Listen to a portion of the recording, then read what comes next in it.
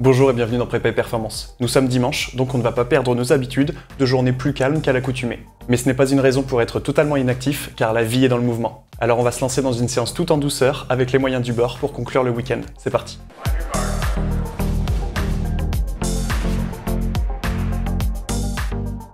Les séances d'équilibre et de proprioception sont souvent utilisées pour des créneaux de récupération en post-compétition.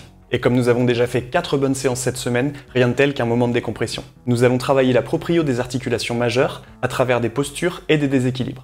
Vous pouvez réaliser ces exercices durant une trentaine de secondes après l'échauffement articulaire que vous pouvez trouver dans la description. On pourra faire de 4 à 8 séries par exercice et par membre quand l'exercice est unilatéral. Je peux vous conseiller de vous arrêter lorsque vous avez relativement stabilisé votre mouvement et que vous sentez que ça commence à chauffer ou s'engourdir au niveau musculaire. Vous pouvez toujours complexifier les exercices avec un gilet lesté ou en ajoutant des poids dans les mains, en fermant les yeux, etc. Pour la cheville, nous allons créer 2 formes d'instabilité. La première viendra de la surface au sol.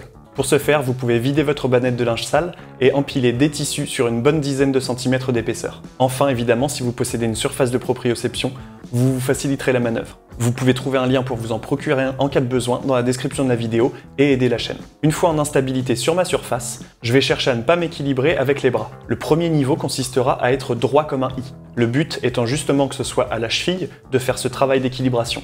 En deuxième niveau, on placera des repères autour de nous et on cherchera à aller les toucher avec le pied qui est en l'air, tout en maintenant notre équilibre au maximum.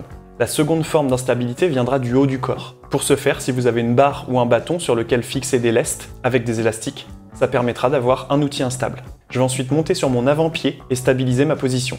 Si je suis à l'aise, un second niveau consiste à monter ma deuxième jambe en flexion de hanche. Il est également possible de faire tourner une charge autour de soi pour modifier son équilibre, comme ici avec une kettlebell. Si je suis très facile, je peux cumuler les différentes variantes. Pour la hanche, je viens me mettre en position de fente, genou arrière au sol, et une fois à l'aise, je vais décoller ma jambe avant. Ici, la stabilité devra venir de la hanche pour ne pas s'écrouler. Si je suis à l'aise, je peux ajouter de l'instabilité sous mon genou ou sur ma ligne d'épaule, ou bien les deux pour les plus stables. Également, je peux varier l'exercice en désaxant ma ligne d'épaule par rapport à mon bassin.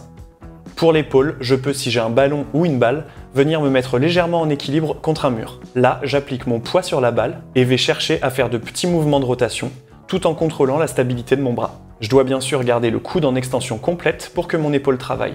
Encore une fois, si je suis à l'aise, je peux passer en position de gainage latéral. Vous pouvez donc piocher dans ces différents exercices pour confectionner une séance plus légère. C'est tout pour aujourd'hui, on se retrouve dès demain pour la deuxième semaine de confinement et donc de nouvelles séances du Covid Challenge 2020. Et d'ici là, entraînez-vous bien. Salut!